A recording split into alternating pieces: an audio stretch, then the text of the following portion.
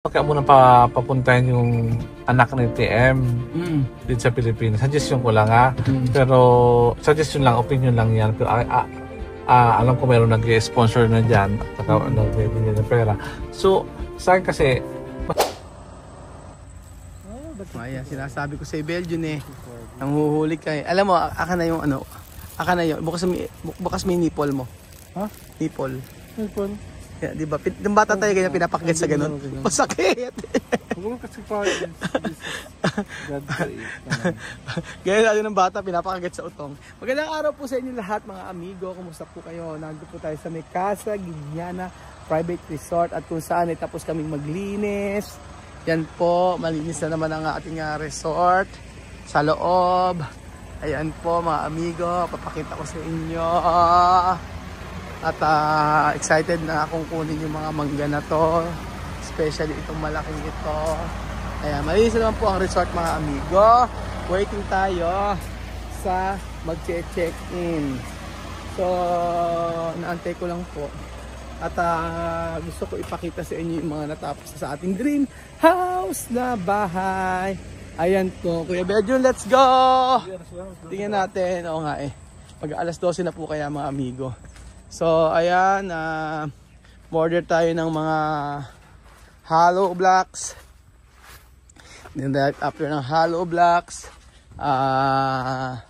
ito na ang ating pader. Ba't hindi pa inaano ang pader? Pinapormahan pa pala. Mamaya bubuhusan daw mga amigo. So malinis na naman dito. Ayan po. At ano ang gagawin natin? Di titingnan po natin ang mga pangyayari dito. Oo.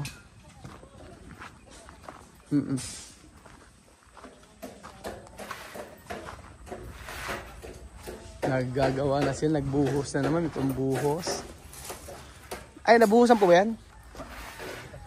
Hindi pa? Yung nandun ang nabuhusan. May nabuhusan dito. Unti-unti. Asa ng iba? Yun na tinuloy. Nagtuloy sila sa kabila. Oo.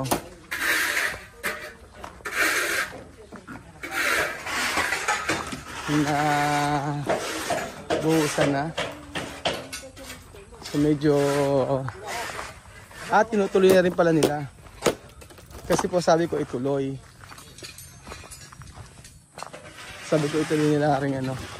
May dalawang span pa yata ito. O kaya naghuhukay na sila dito. Walang choice kung hindi maghukay. Tama nga, dalawang span pa. So dito, tsaka isa dito. Tapos nagbuhukay na rin sila dito. Ayan. Ito, dalawang span pa kasi Kuya Belgium. Dalawang span. Sa dito tsaka isa dito. Ayan. Ito yung sinasabi namin ni Kuya Belgium. In the future, gusto namin maglagay ng glass house dito. Ano? Kasi masyadong malaki space. Para pwede tayo maglagay ng glass house dito para bakasyunan. Pag po yung mga kapatid ko ay galing sa ano. Mga kapatid ko ay na nagbakasyon. Ano may tubig? Ba't pinutol? Ay, ba't putol ng tubig? Hindi. Oo. Wala naman din ginagamit. Parang kapatid ko sa Canada, hindi na flow ng Pilipinas. Babakasyon lang. Hindi na sila mag-stay dito. Nag-forward sila doon. So, gusto natin magkaroon dito ng parang glass house in the future. Pero hindi pa sa ngayon. Mas priority natin ito mga amigo. Walang budget dyan. Saka na yan. Ito lang po tayo mga kababayan ko.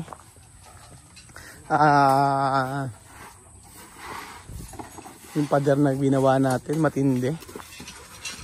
Ang laki pala Belgium. Ano, pagka konti pa yung, yung tambak. Pagka isinod sa kabila yan, mataas pa itatambak dito. Ang sabi ko, ganito. Pagka nilagyan dito Kuya Belgium, ayan, padira na yan. And then ito, napadiraan. Kaya sabi ko kasi yung pader na ilalagay dito, yung parang pwede naman siyang maging pundasyon para sa bahay, kagaya sa kabila. Ayan po. Tapos pagkayari, tataasan to para sa flooring. Para mataas po, para hindi magkakabaha. Ito po. Pag-flooringan to, hanggang dulo, pagkayari po,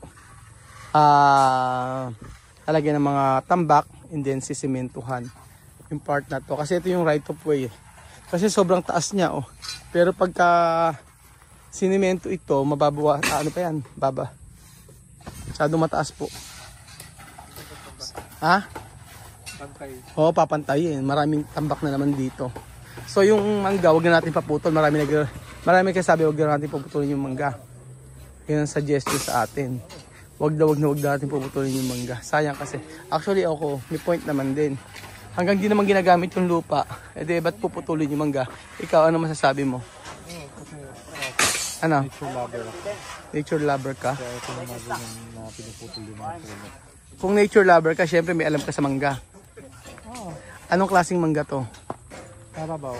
Anong Carabao Mangoes? Ano ang scientific niyan? Hindi ko alam kasi napita lang ko lang. Hindi ko alam yung mga klase. Basta klase yung mga dito, varieties lang. Anong klaseng mangga? Carabao mango nga. Ikaw, kung ihalin tulad ka sa mangga, anong klaseng mangga ka? Siguro sa akin yung apple mango. Bakit apple mango? Kasi yung masarap, crunchy. Crunchy. Kung ako naman, ihalin tulad mo ako sa mangga, anong klaseng mangga ako? Sipsipin. Ang sipsipin. Sumalit na mangga. Ang basos naman ito. Ha? Okay, kay madam. Ba't pa si madam? Anong klaseng mangga si madam? Siguro pa. Bulok. Queen size. Queen size. Ay, nalamog na mangga. Nalamog na mangga. Ayan po mga amigo. Maluwang pang space dito sa part na yan. At nandito na po tayo sa pinakamagandang parte na kung saan yung naglilinis sila at maalikabok. O yan, o diba? Nagaya na yun sa kabila. Nagbibiga na rin po yan. Ngayon, nag-ano pala sila. Kung ano yung nasa kabila, ganun din. Papuntahan natin. Siyempre, ayan. O yan, may mga biga-biga na po. So, mahaba-haba pa yung araw. Kailan kaya mag-i-start mag-steel deck? Aba, square wheel eh. Square wheel or around. Electrician. Oo, kasi iaabangan na yan.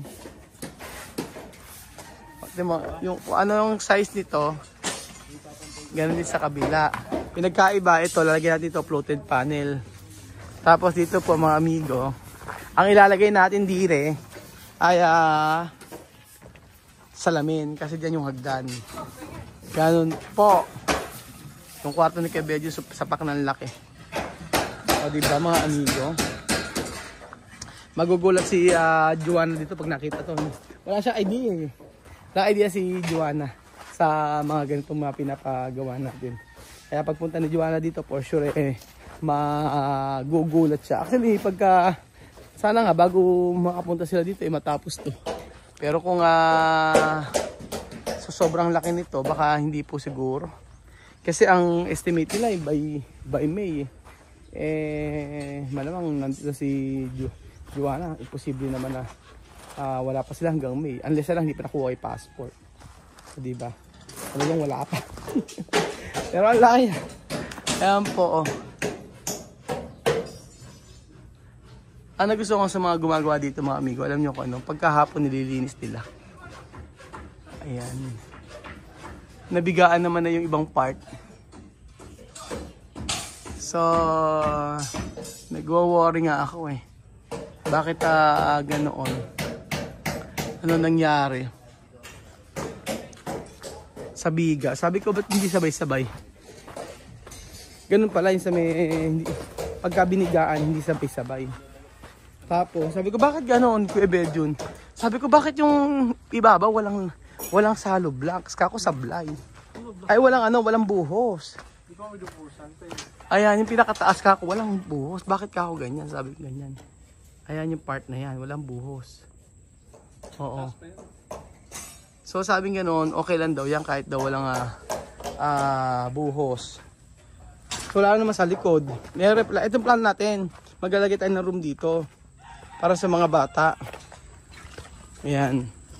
Pero baka isabayin na natin kasi dito magpo-flooring mga amigo eh. Ay magbabakod eh. Uustuhin yung bakod yan. Diretso hanggang dulo. So ang laki pa pala Kuya Belgium. Pwede talagang dirty kitchen pa. Ito, gawin natin. Ito dirty kitchen. Ang laki oh. Ito yung pagitan niya. Ang laki ng, pwede kang maglagay ng dirty kitchen dito. Tsaka laundry area. Kabilaan. Oo, kabilaan. I think mas maganda yung ano. Kukulubin na lang yan, ano. Ito dirty kitchen. Maglalagay dito ng lababo. Tas mga, dali na yan. Para at least magamit yung space. So wala space. Ano? Oo, kasi Sampayan dito. Sa sampayan madali na Kuya Belgium. Doon tayo maglalagay sa kabila. Doon sa may manggahan. Doon tayo maglalagay. Ang mahalaga lang ito ay maitagpos ito. Oo.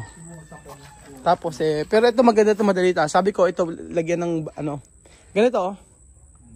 Lagyan ng pader, yung pader kagaya sa kabila. Oo, talaga palipat natin CCTV. Yan po mga amigo. Tapos, syempre,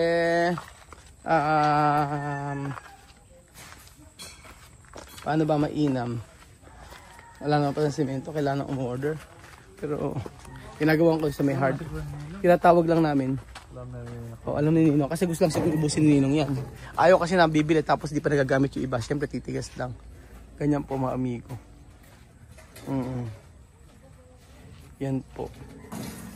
So, excited na. Sabi ni kay Belgian, excited na rin siya matapos. Excited ka ba matapos? Itong bahay na pinapagawa. Ilang buwan pa. Siguro mga May. Mga May. Tingin mo mabibigla si Joanna dito pag nakita. Magugulat siya. O ano ang pakiramdam mo? Ano ang sasabihin niya? Oh, grande. Grande? Oh, grande. Grande, oh. Yan. Parang wala ka. Ikaw naman, physical ikaw. Pag-steam naman. Nakikita naman niya. Okay. Nakikita naman Hindi niya. pag siya makakita ang actual. Pag si Joanna. Yung pagka-uwi. Sorry. Pag naman. Pag si... Sabi mo na yun. Raul. Sina? Grande. Sina? Si Joanna. Joanna. Uwi na tayo. Ayan. Yes po, uwi na tayo mga amigo dahil tayo gutom na Gutom na, alas 12 ng tanghali. Masarap pa naman ang ulam namin, tiim na manok. Ayan. So, kaya po kakain ako ng manok pero hindi ako magra-rice. Oo. So, ano kaya parang naisip ko lang huwag muna kaya Kuya Raul pabalikin muna yung mga anak ni TM sa ko lang suggestion ko lang kasi huwag muna kaya papuntahin yung anak ni TM dito sa Pilipinas. Suggestion ko lang pero suggestion lang, opinion lang yan, pero alam ko meron nag-sponsor na dyan at nagbibigay ng pera. So sa akin kasi mas mabuti kasi patapusin muna yung isang taon kasi nag-aaral na sila, di ba? Doon sa Genya. Sayang naman yung pag-aaral nila kung pabalikin ka agad, sayang yung pag-aaral nila. Pabalik na naman sila sa ganung grade level, di ba? So, kailan mabalik? Ano? Kailan mabalik? Ewan ko sa iyo kung pabalikin mo agad ito kasi sa akin kasi mas i-priority muna yung kay Waka Waka. Kay Wesley kasi yun ang kailangan talaga nating tulungan. So wag mo nang ang suggestion mo, wag na muna papuntahin ang mga anak na TM o hindi na muna pupunta rito. Oo. Kasi nga nag-aaral na sila, sayang yung kanilang pinag-aralan kung sila pabalikin ka dito ayun. Tapos ipaliwanag mo lang siguro sa kanyang sponsor na gano'n. Kasi maunawa naman siguro yun kasi at least kapag pag-aaral kasi nag-start na yung pag-aaral masayang yung tuition na pinapadala mo dun sa Genya. Kasi siguro ganito na lang. Sa ngayon kasi syempre nakita mo naman na si priority si Westy tsaka si Waka Waka. Ngayon, si Amir may nag-sponsor na. Ngayon, ang para sa akin siguro, mag-antay na lang tayo ng tao na pupunta dito sa Pilipinas sa magbabakasyon at saka na lang sila sumabay. Yun yung para sa akin. Oo, yun siguro. Pero hindi sila ang priority sa pagpunta dito. Pero kapag kami chance na merong Pilipino na magbabakasyon, naka-cruise natin, tsaka na lang sila pumunta. Ganun siguro ang pinakamaganda natin gawin. Kasi sa ngayon wala pa naman kasi na pupunta rito na Pilipino except yung tutulong kay Waka Waka tsaka kay Wesley. Hindi naman po pwedeng isabay din yung mga anak ni Chamame dito sa kay Wesley tsaka kay Waka Waka. Hindi pwede yun. Kasi sobrang sobrang hindi okay kasi ala yung nanay, ganyan, di ba? So yun, siguro ang pinakamagandang gawin, wag muna at mag-antay na lang tayo kung kailan meron pupunta na rito. Hindi naman yung suggestion mo naman at ako pa naman ang mag-decision. Pero I think iba ang pero mas okay pa rin, pabor naman yung KTM kasi matapos muna yung pag-aaral niya doon sa kanyang sa lugar nila. Ayun. So siguro yun lang sa akin ang masasabi ko regarding kung sa mga anak ni TM. Siguro siguro masamain din pag ganito, di ba? Kasi para naman sa kabutihan ng kanyang anak naman ng ating kaya nga po, so dagat ba dito dadaan? Sa roller coaster po tayo. So ayan nga amigo, at wala pa po, magantay lang po tayo kung kailan, pero hopefully makakapunta pa naman sila dito para mapagpatuloy yung pag-aaral nila.